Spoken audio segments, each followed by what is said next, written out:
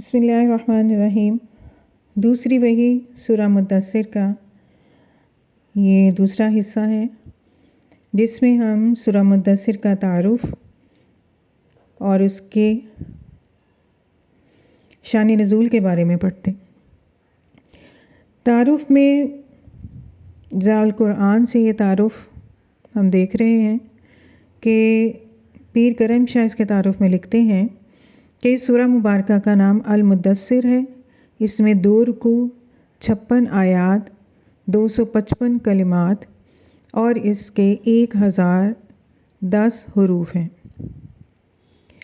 نزول کے بارے میں لکھتے ہیں کہ علماء کا اس پر اتفاق ہے کہ یہ سورت مکہ مکرمہ میں نازل ہوئی، لیکن ساری سورت بیک وقت نازل نہیں ہوئی بلکہ مختلف اوقات میں ان کے مناسب حال آیتیں نازل ہوئیں۔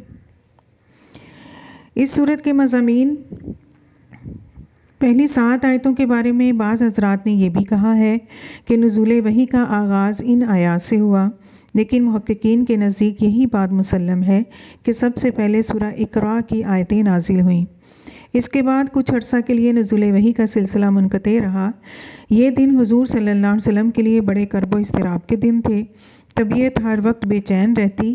ایک روز حضور غار حرا میں حسب معمول عبادت سے فارغ ہو کر گھر واپس تشریف لے جا رہے تھے کہ اچانک انہیں افق آسمان پر وہی فرشتہ کرسی پر بیٹھا ہوا نظر آیا جو پہلی وحی لے کر آیا تھا۔ اس منظر کو دیکھ کر طبیعت میں ہراس پیدا ہوا۔ گھر پہنچے، فرمایا دثرونی، مجھے لحاف اڑا دو، مجھے لحاف اڑا دو۔ حضور صلی اللہ علیہ وسلم لحاف اوڑھ کر لیٹ گئے۔ اسی حالت میں یہ آیات نازل ہوئی جن میں فرائض نبوت کی ادائیگی کی طرف توجہ دلائی گئی ہے۔ پہلی وحی سے صرف یہ بتانا مقصود تھا کہ آپ کو منصب نبوت پر فائز کر دیا گیا ہے، اور یہ دوسری وحی اس وحی سے فرائض نبوت سے آگاہ کیا گیا۔ یعنی آپ کو پہلی وحی میں تو صرف آپ کا منصب نبوت کا جو ہے وہ معلوم ہو گیا کہ آپ کو منصب نبوت پر فائز کر دیا گیا ہے، لیکن یہ جو سورہ مدثر کی پہلی آیات دوسری وحی ہے، اس میں فرائض نبوت سے آگاہ کیا کہ اب آپ کے فرائض کیا ہیں، آپ کی ڈیوٹیز کیا ہیں، اور ان کی ادائیگی کے لیے کمر بستہ ہونے کی تلقین فرمائی۔ اس کے بعد آیات 11 سے 26 تک اس میں ایک خاص واقعے کی طرف اشارہ کیا گیا ہے۔ اس کی تفصیل آیات کی تشریح کے ضمن میں ملاحظہ فرمائیں گے۔ ان آیات میں ولید بن مغیرہ کا نام لیے بغیر اس کے اطوار بد کا ذکر کر دیا گیا۔ اس کا دل تو حضور صلی اللہ علیہ وسلم کو سچا رسول اور قرآن کریم کو کلام الہی مانتا ہے، لیکن اپنی قوم کی ناراضگی کے خوف سے وہ اس کا برملا اظہار نہیں کرتا، اور اپنی سرداری کو برقرار رکھنے کے لیے وہ حضور صلی اللہ علیہ وسلم پر افترا بازی سے باز نہیں آتا، یعنی جھوٹ باندھنے سے باز نہیں آتا۔ حضور صلی اللہ علیہ وسلم کو یہ ساحر اور آیات قرآنی کو سحر کہتا ہے، یعنی اللہ کے نبی کو جادوگر کہتا اور آیات قرآنی کو جادو کہتا تھا۔ اس کو بتا دیا کہ اسے دوزخ کی آگ کا ایندھن بنایا جائے گا، اس کے شعلے اس کو بھون کر رکھ دیں گے، نہ وہ زندوں میں شمار ہوگا اور نہ مردوں میں۔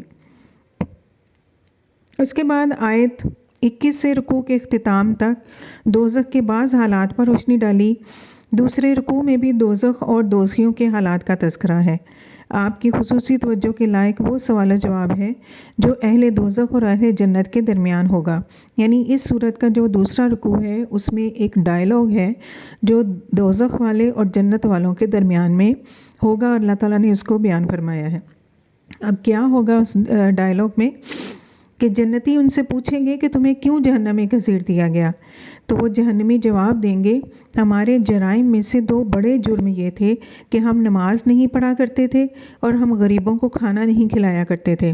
غور فرمائیے، قرآن کریم غریب اور حاجت مند طبقے کی مادی ضرورتوں کی فراہمی کو اسلامی معاشرے اور اس کے خوشحال افراد کی کتنی بڑی ذمہ داری خیال کرتا ہے کہ جو شخص اس ذمہ داری کی ادائیگی میں کوتاہی کرتا ہے اس کا جرم اتنا ہی سنگین ہے جتنا اس شخص کا جو اپنے رب قدوس کو سجدہ نہیں کرتا۔ یعنی نماز کی ادائیگی نہ کرنا اور غریبوں کو کھانا نہ کھلانا، دونوں اعمال کو اکٹھے بیان کیا گیا ہے۔ تو جس دین میں غریب پروری کو اتنا اہم مقام دیا گیا ہو کہ اس کے نام لیواؤں کو اپنے معاشرے سے غربت و افلاس کی بےکنی کے لیے کارل مارکس اور لیلن کے اشتراکی فلسفے کی قطعاً ضرورت نہیں۔ یہ دونوں فلسفی تھے، ایک جرمن فلاسفر ہے اور دوسرا غالباً انگلینڈ کا ہے، یا اس کا جو کنٹری وہ میرے ذہن میں نہیں ہے اس وقت۔ کارل مارکس اور لیلن یہ فلسفی تھے، ان کی قطعاً ضرورت نہیں، اگر ضرورت ہے تو فقط اس بات کی کہ ہم آیات قرآنی کی سرسری تلاوت نہ کیا کریں، بلکہ اس کی گہرائیوں میں اتریں، اس کے تقاضوں کو سمجھیں اور پھر ان تقاضوں کو پورا کرنے کے لیے اپنے سارے وسائل کام میں لے آئیں۔ فما لہم، یہ آیت نمبر 49 سے کفار کے خبث طبع کا ذکر فرمایا گیا ہے کہ 49 آیت سے پھر یہ جنتیوں جہنمیوں کے ڈائلاگ کے بعد پھر جو کفار کی ناپاک طبیعت ہے خبث طبع، اس کا ذکر فرما دیا گیا کہ انہیں اللہ کا کلام سنایا جاتا ہے تو وہ اس سے یوں بدکتے اور ڈر کر یوں دور بھاگتے ہیں جیسے جنگلی گدھے شیر سے ڈر کر بھاگتے ہوں۔ حالانکہ یہ کتاب سراپا نصیحت ہے، اس میں ان لوگوں کی فوز و فلاح کا سامان ہے، انہیں تو چاہیے تھا کہ ذوق و شوق سے اس کو سنتے خلوص قلب سے اس کو قبول کرتے اور اس کی روشنی میں جادہ زیست کے نشیب و فراز کو طے کرتے ہوئے منزل مقصود تک جا پہنچتے۔